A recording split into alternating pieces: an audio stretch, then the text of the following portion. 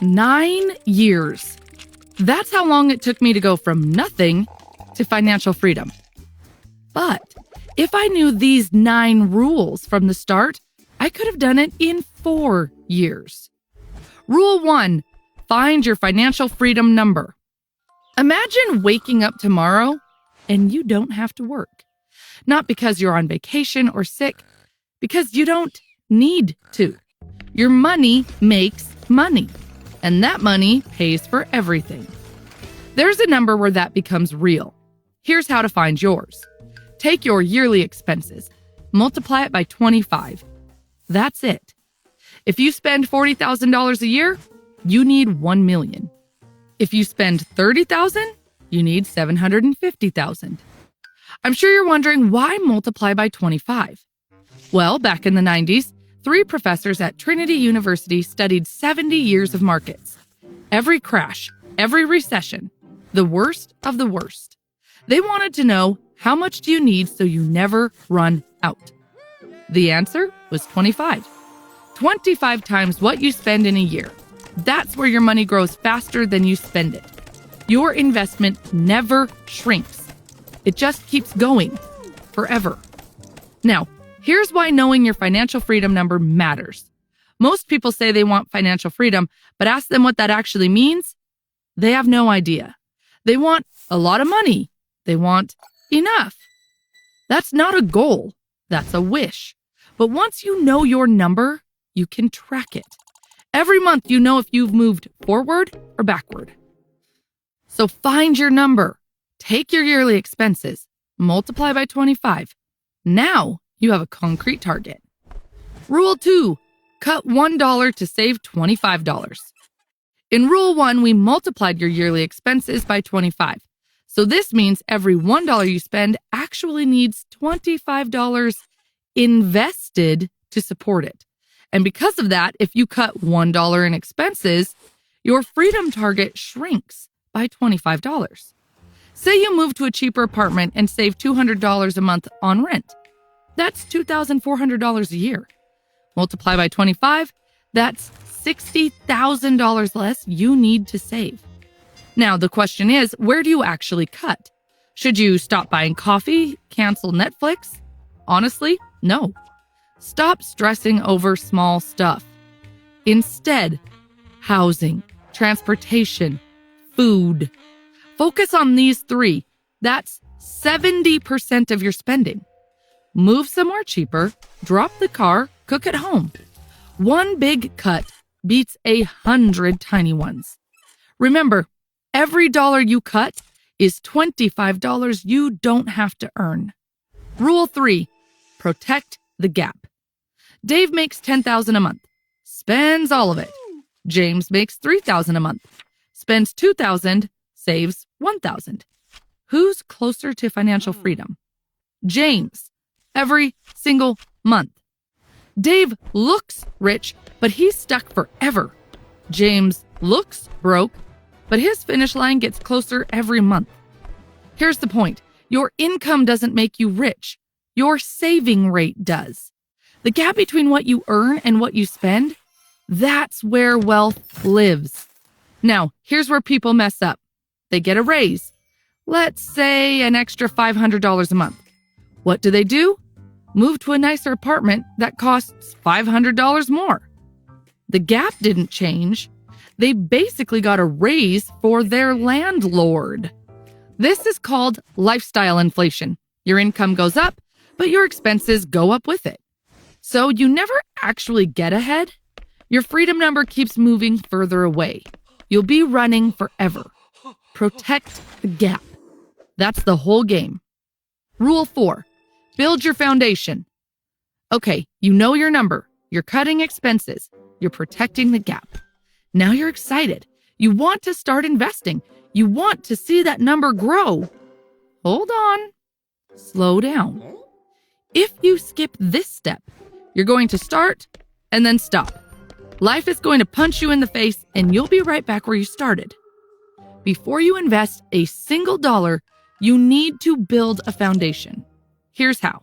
Step 1, save $1,000 fast. This is your oh shit money. Phone cracks, car breaks, bill hits. Without this, small emergencies become debt. You go backwards. Step 2, kill high-interest debt. If you're paying 15% interest on a loan, it doesn't make sense to start investing in the stock market for an 8% return. You're losing money. Kill the debt first. Paying off a 15% loan is a 15% guaranteed return. No stock can promise you that. Step 3, build your opportunity fund. This is 3 to 6 months of expenses, just sitting there, ready. This is your hell yes money. Imagine a great opportunity shows up. A friend wants to start a business with you. You find a course that could teach you a skill that doubles your income. A chance to move to a city with better jobs. If you have 6 months saved up, you can say yes. You can take the risk. You have room to breathe. But if you're living paycheck to paycheck, you're trapped. You have to say no to everything. So to recap, step 1 stops emergencies from becoming debt. Step 2 kills the debt you already owe. And step 3 lets you say yes when opportunity knocks on the door. That is your foundation.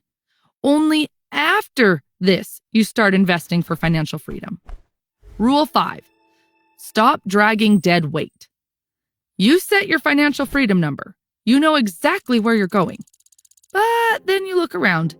There's an expensive car with 3 years of payments left, a house that eats half your income, a lifestyle you committed to before you even knew what financial freedom was.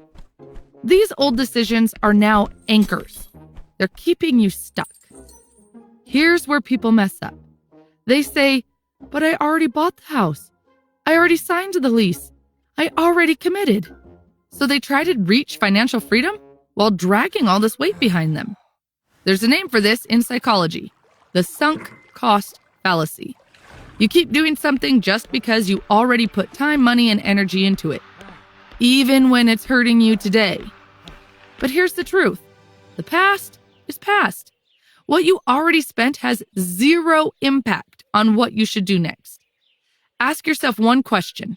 If I were starting fresh today, knowing what I know now, would I make this same decision? If no, it might be time to let it go. Sell the house.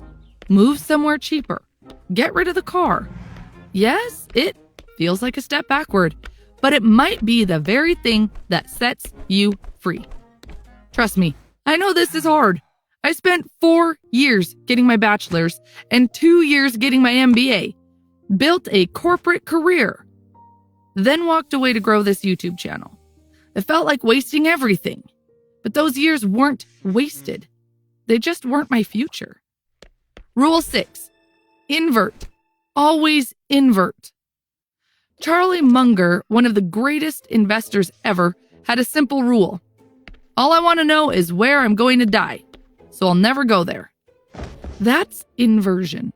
Instead of asking how to succeed, ask how to fail, then avoid those things. So instead of asking, how do I reach financial freedom, ask, how do I make sure I never reach it?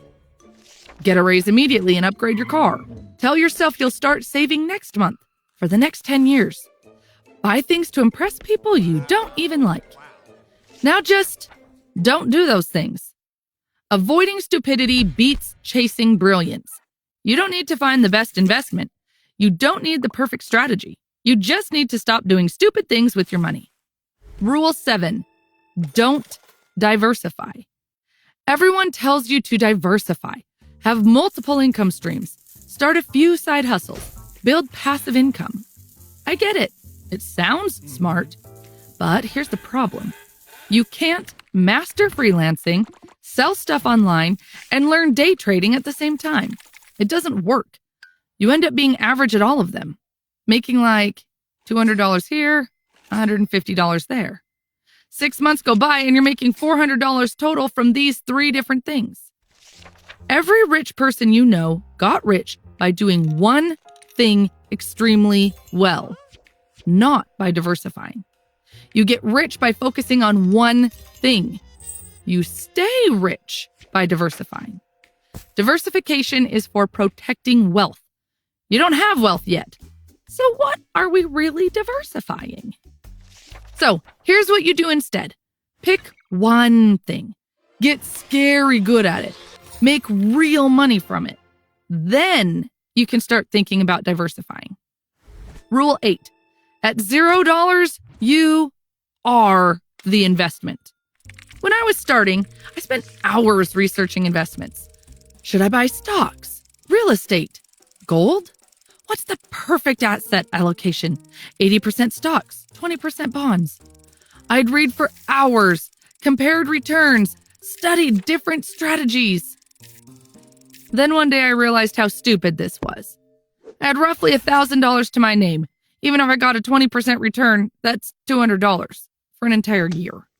I wish somebody grabbed me by the shoulders, shook me really hard, and said, "What the hell are you doing? You're broke." A broke person has one asset, time. You're spending 10 hours a week to make $4. That's 40 cents an hour. McDonald's pays 20 times that. Go do anything else. Here's what I should have done instead. Put that $1,000 into a certification, a course, a skill. Within a year, I could have been making $1,000 more per month. That's not a 10% return. That's a 1,200% return. The stock market can wait. You are the asset. Invest in yourself first. Rule 9. Create imbalance in your life. Everyone talks about work-life balance. Let me tell you something. Everything worthwhile in life is created because of imbalance. When you passed that difficult exam, you didn't study balanced. You locked yourself in a room for weeks and went all in. When someone gets in incredible shape, they're not living balanced. Strict diet, gym every day, saying no to everything for months. Balance is a lie sold to people who want to stay comfortable. Work-life balance is for later. Right now, it's work-work balance. You can have a hard 4 years now or a hard 40 years later. That was the last rule. If you want more videos like this, check out the playlist on your screen. Thanks for watching. I'll see you in the next one.